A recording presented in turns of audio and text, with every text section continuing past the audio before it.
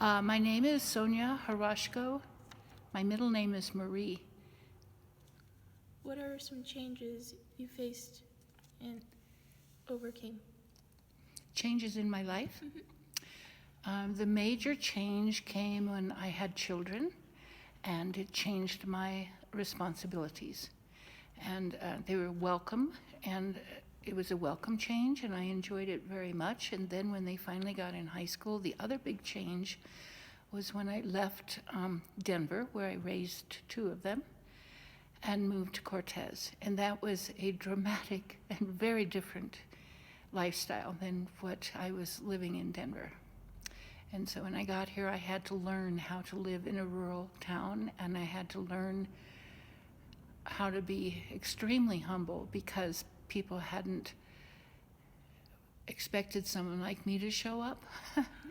And so I had to be very careful how I explained what I do, and I had to learn that because in the city, you get accustomed to moving at a very fast pace, and people have a lot of education.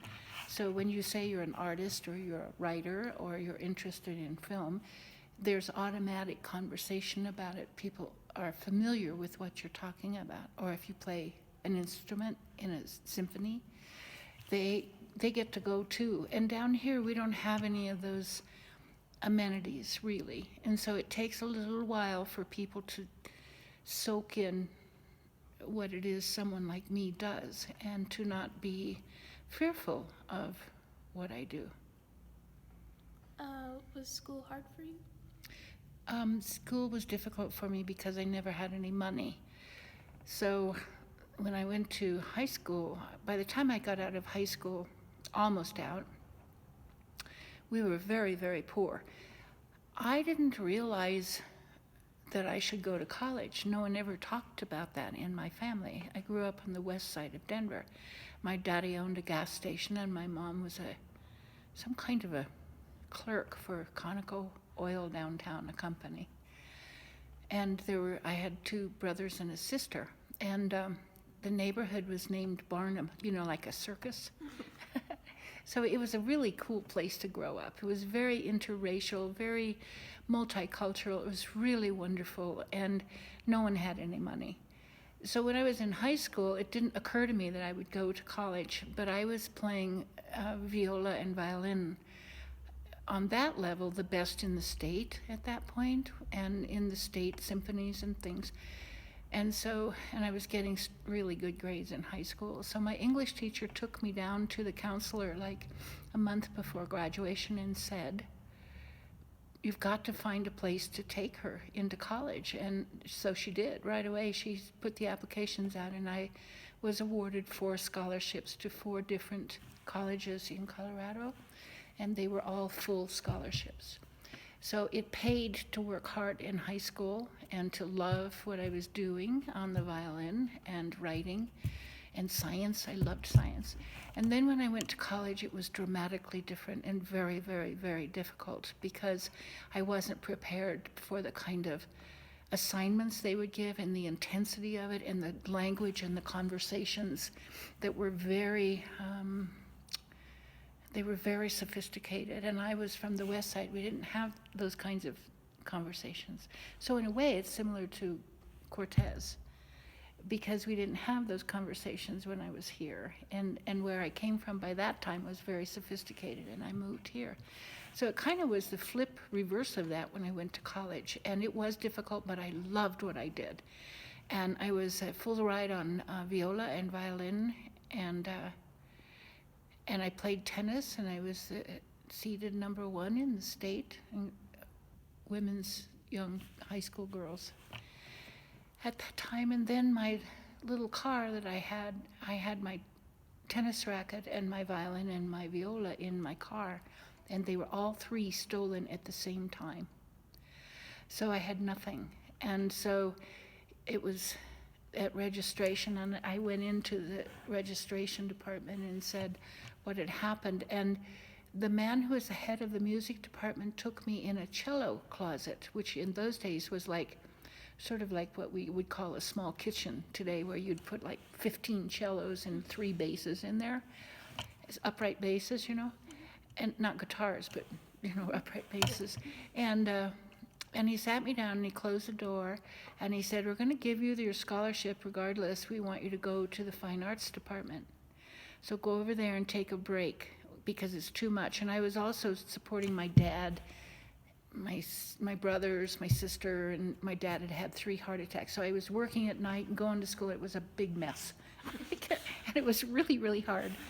But eventually, when I did get to the drawing and painting and basic design, which was wonderful, I found that people in the arts had their own vocabulary in the same way that music people do. Music people talk about the clef they're in, the key they're playing in, the kinds of notes, quarter notes, whole notes, whatever you're doing in music. And you're playing with other people and you're working with them all the time. You're never really alone. But when I was in visual arts, in fine arts department, they started talking about figure ground change and negative space and line quality, all the things I taught you when you were 8. Those are the vocabularies, the visual vocabulary of people in the arts. And I loved that. And I had a way to speak about what I was doing and drawing. And sure, it was hard, but it was really worth it. And finally, I did get out and I got a fine arts degree and a second one in education. So I could teach. And then I went on later in life and I went on to the University of Colorado School of Environmental Design, which had School of Architecture in that, and commercial space planning. Some people call it, like my son Julian called it, interior design. It's not really that. It's planning interior spaces and how we work in them. So I did that, and then I went on. When I was here, I got an Annenberg Fellowship to attend Breadloaf School of English Literature, and that's where I really learned how to write, because they wanted to learn how to see the visual vocabulary of place that I teach. And so I got to talk that way there so that they could learn how to see when they were writing, and I learned how to write what they were seeing. So it was never easy. It was always, always hard. And math was the worst, and I loved science. So I couldn't do that because I really didn't like math very much. So yeah, it was hard, always hard.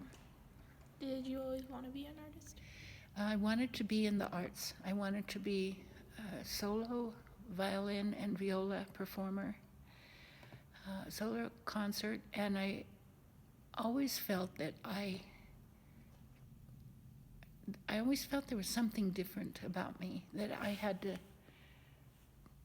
to explain it in some way. And the only way to explain something that's invisible to other people is to render it visible, to find a way. And the ways that I found were in music and writing, and well, first music, and then in visual arts, and then in writing, and architecture and space planning. Those became my vocabulary, and I'm very good at all of them. And so it's almost a burden to know that much, but I'm old, so I can have that much knowledge because I'm old. I earned it, But the fact is, I want other people to know it, so I'm really willing to teach it all the time, like I did with you. I want to pass it on. What would you tell your younger self about now? My younger what? Your younger self? Myself? My younger self? Yeah. About me? Yep. Oh. About now? About what? Now. Now, what would I tell him? Let's see. My younger self. My younger self was called Sunny, S-U-N-N-Y. That was my nickname, because in Swedish, it's Sonja is how they say the name, and it means of the sun. And in Ukrainian, it means also the rising sun. So they called me Sonja, and that ended up being Sunny. So I always felt that way. I would tell myself to stay positive, because I always was. I always felt like I could do it, and I can keep going, and I can make it happen, and I can create it.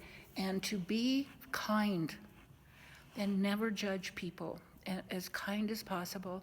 But as a woman, you have to learn how to be strong too, because I would tell myself to look at some examples when I was a little girl of who are the strong women in my life then. and emulate how they are and talk to them about how did they become that way.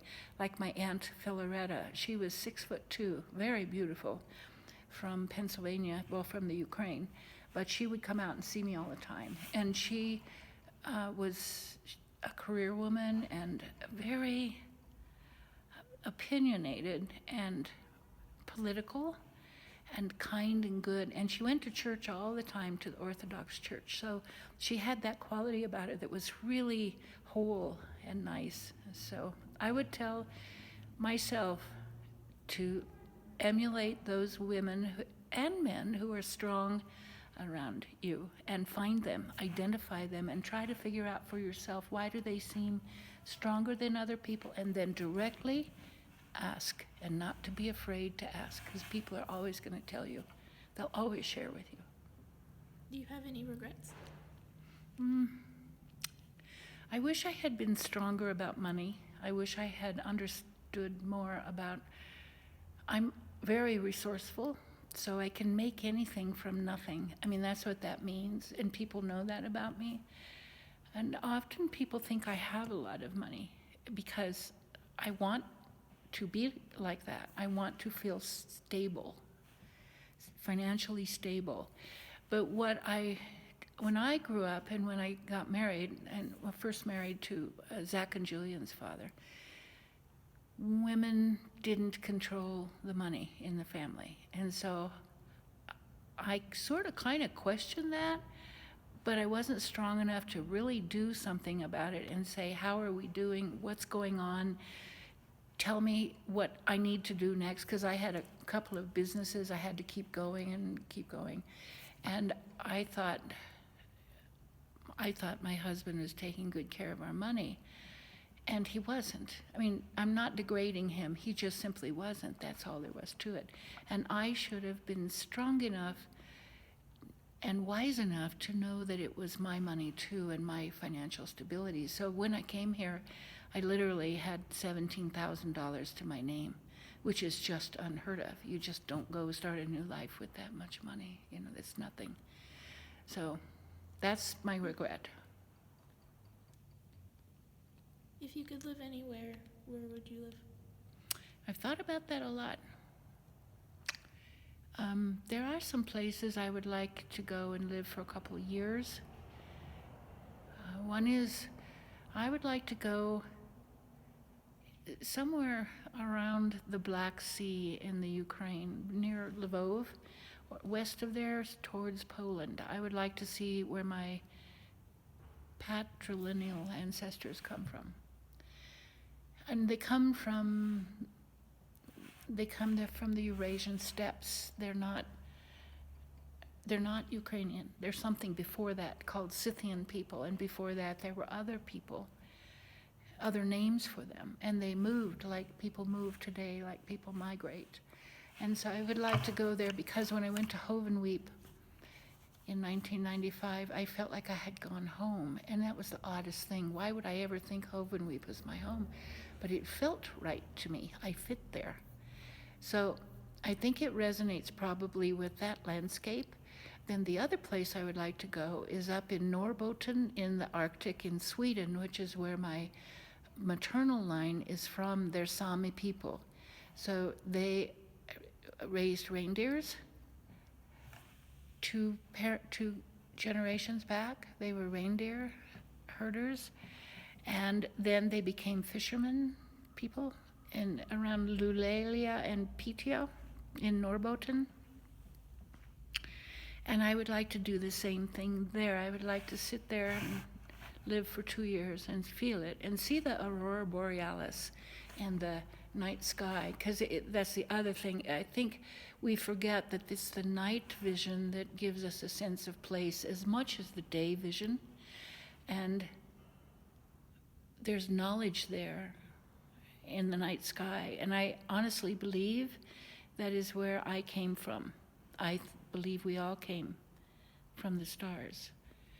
And I'm not afraid of going back there. I mean, that's what I believe. And when I was at Hovenweep, the So family came over to meet me, and then we became like family. And there were 7 So sisters. and they were all a little younger than me, but they're all good friends. We're all like sisters now. But one of them told me, one of the nieces told me, we were standing at Hovenweep one night outside the trailer I was living in, and she said, "You see those stars up there, Auntie?" And she was nodding up to the Pleiades. And I said, "Yeah, they're really beautiful, aren't they?" And she said, "They are, and that's where we come from." And at the time I thought, what? I don't have to come from Pleiades. But now, after 30 years, I do believe that. I mean, it makes perfect sense. We are stardust. We came from some kind of explosion somewhere that made the Earth. And so I'm feeling more comfortable about that, and I do believe that.